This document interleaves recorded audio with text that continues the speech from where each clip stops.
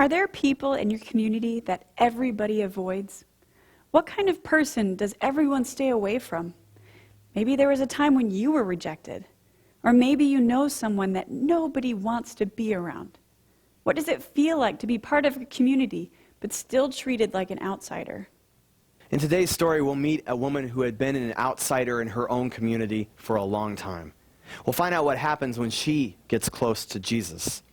Here's the story in Luke 8, verses 40 to 56. We're using the Common English Bible as a base, but we'll use phrases like the Jewish meeting place instead of the word synagogue, everything she had instead of her entire livelihood, and people crowded all around instead of smothering crowds, to make sure it's easier for you to translate into your heart language if it's not English. And remember, it's always okay to use a name like Jesus in place of a pronoun like he or him to make things a little clearer. And we're using the word fringe from the New Revised Standard Version instead of hem because it's more accurate. You'll see why later. All those adjustments are within the 75% word accuracy goal. None of them change the meaning of the sentences at all. When Jesus returned, the crowds welcomed him, for they had been waiting for him. A man named Jairus, who was the leader of the Jewish meeting place, came and fell at Jesus' feet. He pleaded with Jesus to come with him to his house because his 12-year-old daughter, his only daughter, was dying. Well, as Jesus moved forward, the people crowded in around him. And there was a woman there who had been bleeding for 12 years. She spent everything she had on doctors, but no one could heal her. She came up behind Jesus and touched the fringe of his clothes. And at once, her bleeding stopped. "Who touched me?" Jesus said. When everyone denied it, Peter said, "Well, Master, the crowds are surrounding you and pressing in on you." But Jesus said, "No, somebody touched me. I can feel that power has gone out from me." Well, when the woman saw that she could not escape notice, she came trembling and fell before Jesus. In front of everyone, she explained why she had touched Jesus and how she'd been immediately healed. Jesus said, "Daughter, your faith has healed you. Go in peace." While Jesus was still speaking, someone came from Jairus' house and said, Your daughter, she's dead. Don't bother the teacher any longer." When Jesus heard this, he responded, "Don't be afraid. Just keep trusting. Your daughter will be healed." When he came to the house, he didn't allow anyone in except Peter, John, and James, and the child's mother and father. They were all crying and mourning for her, but Jesus said, "Don't cry. She isn't dead. She's only sleeping." Well, they laughed at him because they knew she was dead. Taking her hand, Jesus called out, "Child, get up." And life returned into her, and she got up at once. He directed them to give her some food. Her parents were beside themselves with joy, but Jesus ordered them to tell no one what had happened. An exciting story, 2 healings. We're going to focus on just the first one. You'll learn some things today about the culture Jesus lived in that will help you tell this story well. Bible stories sometimes raise questions in our minds. That's good. When you begin to learn a story, make note of your questions. In this story, I wondered, why did the woman sneak up behind Jesus and just barely touch his clothes? Why didn't she just ask him to heal her? Well, I found the answers to those questions right in the story and in the culture where the story took place. The story says the woman had been bleeding for 12 years. Some translations say this woman had a flow of blood or had been hemorrhaging. Blood of any kind was considered powerful and dangerous. Blood related to life and death was considered especially powerful and dangerous. That's the blood that flows at birth and at death, when life and death touch one another, and the blood that flows during a woman's menstrual period. In Jesus' culture, there were rituals to clean up after giving birth.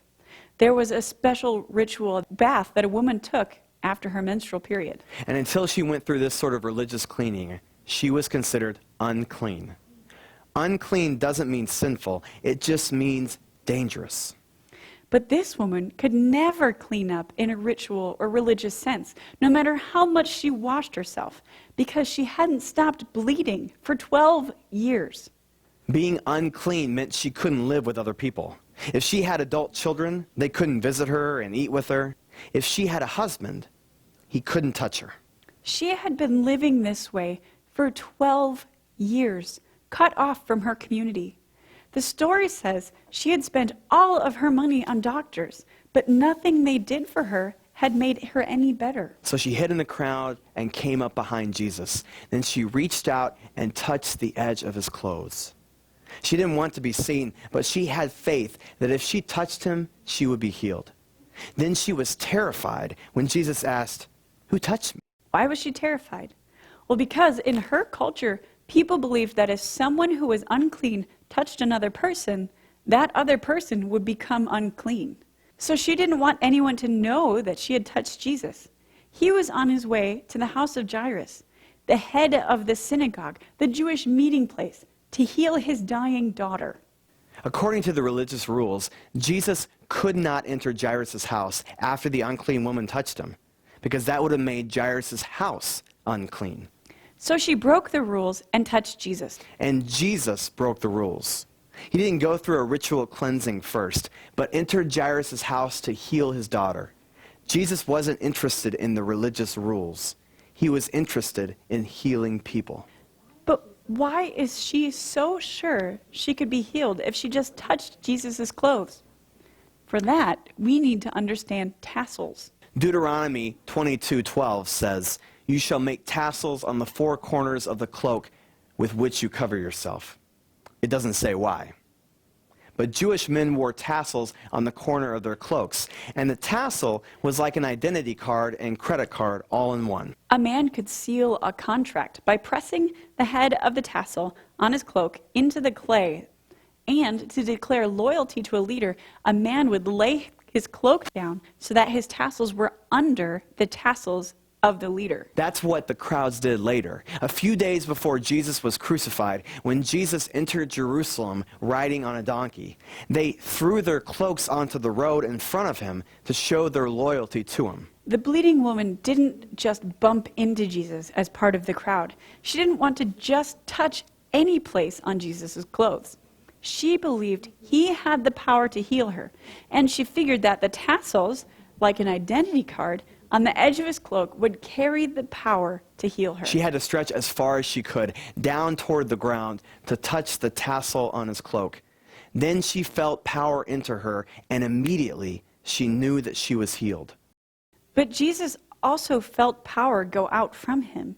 He asked, "Who touched me?" Peter reminded Jesus that everybody in the crowd has been pushing against him. The woman came trembling and confessed what she had done and that she had been healed when she touched the tassel of his cloak. Jesus addressed her as daughter. He told her that her faith in him had made her well and that she could go in peace. This let the whole town know that she had been healed. She was not to be avoided anymore. She was no longer to be seen as dangerously unclean. She would no longer be alone. When you tell the story, don't add all of the background information to it. That would make the story long and it would slow down the action. And it's important that we tell stories as accurately as possible for many reasons. Check out if you want to learn more for video 6 on the website. But do let this information affect how you see the story in your mind, how you use your body, your face, and your voice to show it. And one more thing about the ending of the story, the healing of the girl. The text says Jesus took with him 3 disciples and her parents. Then it says they were crying and mourning. Obviously, Jesus and at least 3 disciples weren't crying. The same story in Mark 5 makes it clear that friends and neighbors were making a commotion. But we don't want to add anything to the story as we tell it. What can we do? Make sure that you paint the picture with your body. The girl is going to be on your left.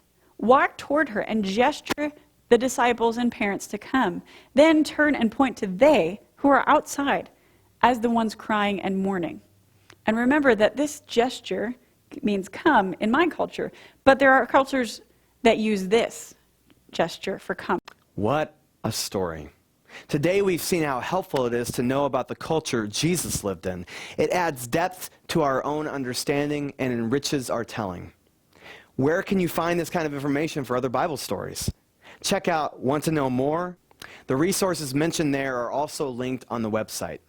And if you know of online sources of Bible background information in languages other than English, you can let us know about them. We'll check them out, and we may add them to the links on the website. Now it's your turn to use everything we've taught you to learn this story. Get it into your heart so that it lives in you when you tell it. Chant it, visualize it, plan where the characters will be. Use your voice, your face, and dance it with your body to show the story as it happens. Work together with a friend, too, if you can. This really helps. And let this story speak to you. What stirs in your heart as you hear it? Do you know someone who needs to hear this story? Who will you tell it to? Get ready. God may bring someone your way who needs it. When you're confident you can tell this story well, go to the website and post a video clip or pictures of you and your friends telling the story. We want to see how you tell it. Then download video 7, Stilling the Storm. Until next time, tell it.